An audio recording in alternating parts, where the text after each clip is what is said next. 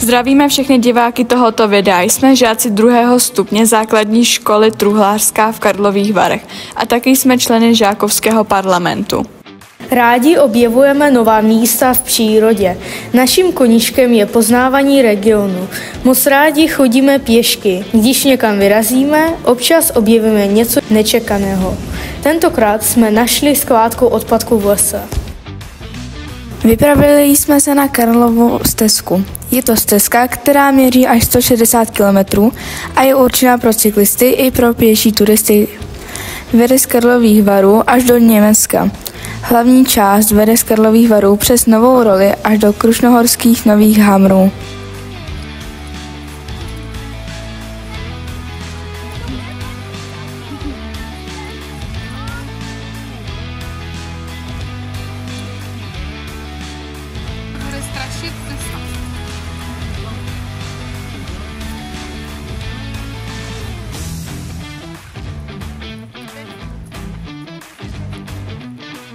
Místo, které jsme se rozhodli uklidit, je v krásném listnatém lese u obce Nová Role. Našli jsme ho úplnou náhodou, ale o to víc nám bylo líto, že vidíme odpadky na tak pěkném místě. Připravili jsme si rukavice, pytle, pohodlné oblečení a pevné boty a pustili jsme se do toho.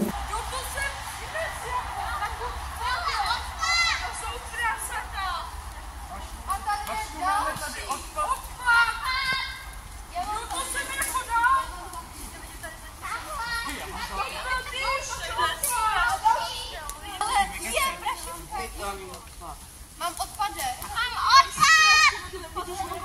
To víš, tak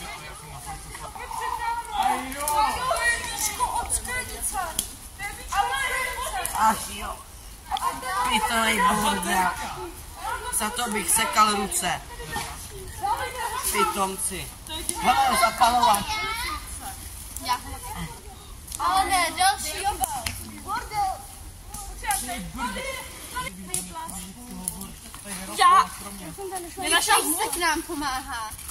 Jste s náma. To je hůzka. Já ji vyndám. Jaký blbec. Jako pro mě další peněže. Je. Maminko, plišáčka náhodou nechceš? Do pytle. Nejsou to. Ne. Do pytle. No. Ten je dobrý, ne? To jo. Kdo to sem hází? Kdo to sem hází? Do pytle. Pane Bože.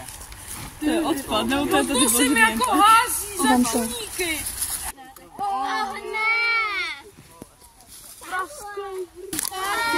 Nějaký čuník měl pár. Kdo měl pár? Nechce šahat.